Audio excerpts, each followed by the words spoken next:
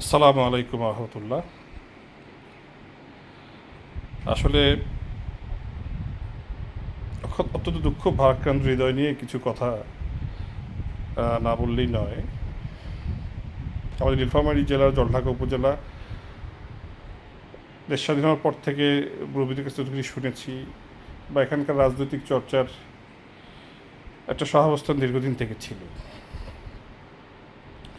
এরশাদের স্বৈরশাসন বলেন, এর আগে মরহুম শেখ মুজিবুর রহমানের আমলে আওয়ামী লীগ বলেন, তৎকালীন জামাতে ইসলাম বিএনপি যারা রাজনীতি করেছে এখানে, যে কোনো আন্দোলন সংগ্রাম হোক, যে দেশের যে কোনো পরিস্থিতিতে এখানে একটা রাজনৈতিক সহাবস্থান নিয়ে তার রাজনীতি চর্চা করতো, এটা আমরা সবাই দেখে এসেছি।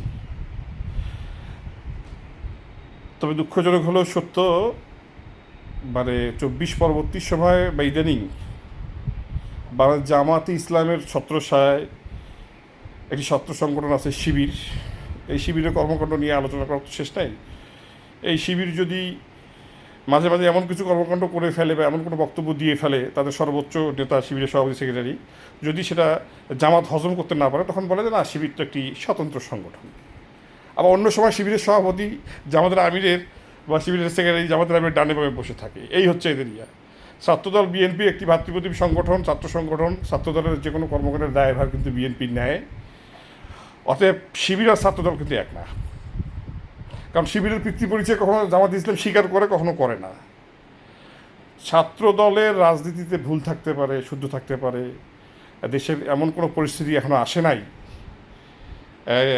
বা জলঢাকাতেও এমন কোনো পরিস্থিতি তৈরি হয় নাই যে যে কোনো সময় যে কোনো ইস্যুতে রাস্তাঘাট বন্ধ করে থানার সামনে বসে এসে মব করতে হবে শিবিরের ব্যানারে। এবং জামাত ইসলামের জলঢাকার সিনিয়র নেতৃবৃন্দ যারা আছেন, আমির থেকে শুরু করে, আপনারা কানে আঙ্গুল দিয়ে থাকার ভান করে লাভ নাই, না থাকার ভান করে লাভ নাই। এগুলো সব আপনাদের ছত্রছায়ায় এবং আপনাদের প্রশ্রয় ছাড়া যে হয় না সেটা বুঝতে পেরেছি।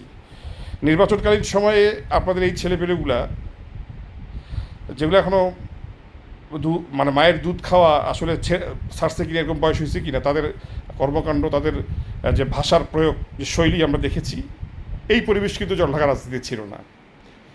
এখনও এই শিবিরের সভাপতিকে সেক্রেটারিকে চিনি না। এরা তো বাংলা ভাষায় শুদ্ধভাবে শালীনতা মেনটেন করে একটা মুরব্বীদের সাথে কথাই বলতে জানে না। এরা রাজনৈতিক সৌহার্দ্যপূর্ণ আচরণ করবে কীভাবে? এরা পারস্পরিক শ্রদ্ধাবোধ এদের মধ্যে জাগবে কীভাবে? এরা তো অন্যদের প্রতি যে একটু সম্মান দিয়ে কথা বলতে, সেটাও জানে না। এবং এইসব চর্চা এবং এইসব বেয়াদবি যে জামাতের পৃষ্ঠপোষকতায় এরা শিখতেছে, এটা আমাদের আসলে বোঝার বাকি নাই।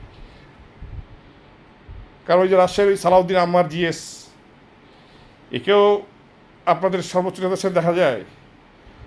ওই নাসিরউদ্দিন পাটোয়ারিকেও দেখা যায়, আবার কি রাশেদ প্রধান, একেও দেখা যায়। তো এদের স্লোগান কি? দেখতে পেলে বাকশাল, অমুক টমুক ছিঁড়ে ফেল। মানে মুখে আনা যায় না বাংলাদেশের সংস্কৃতিতে। হ্যাঁ, টিনের ছেলে কাউয়া, তারেক আমার কি ছাত্রদলকে নিয়ে কী এটা কি রাজনৈতিক স্লোগান? জলঢাকায় এই অপরাজনীতি তৈরি করিয়েন না। আওয়ামী লীগ আসলে অনেক কিছুই করেছে যেটা আপনারা ভুলে গেছেন, আর বিএনপিকে ভয় দেখান। জলঢাকার অনেক জামাত ইসলামের নেতা ছিলেন না আপনারা? আওয়ামী লীগ ক্ষমতায় এসে থানা থেকে কোমরে দড়ি লাগায় বাস স্ট্যান্ড পর্যন্ত হেঁটে নিয়ে গেছেন আপনাদেরকে।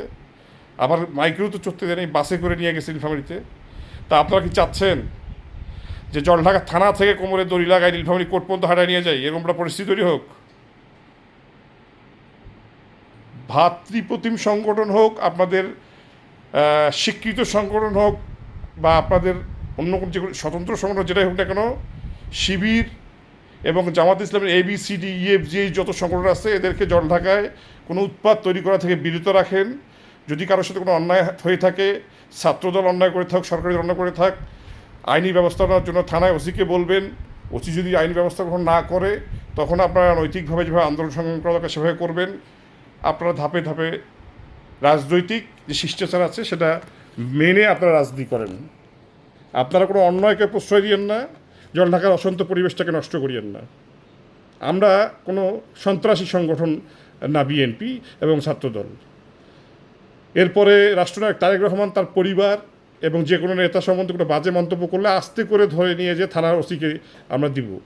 এবং বিএনপি তো আসলে গুমে বিশ্বাসী না, বিএনপি ক্রস ফায়ারে বিশ্বাসী না। বিএনপি আসলে আইনের শাসনে বিশ্বাসী। তবে ওসি সাহেবকে এটা বলবো যে থানার বাইরে চা খাইতে খাইতে যেন দু একটা আওয়াজ পাই এসব বেয়াদবদের দমন করার জন্য।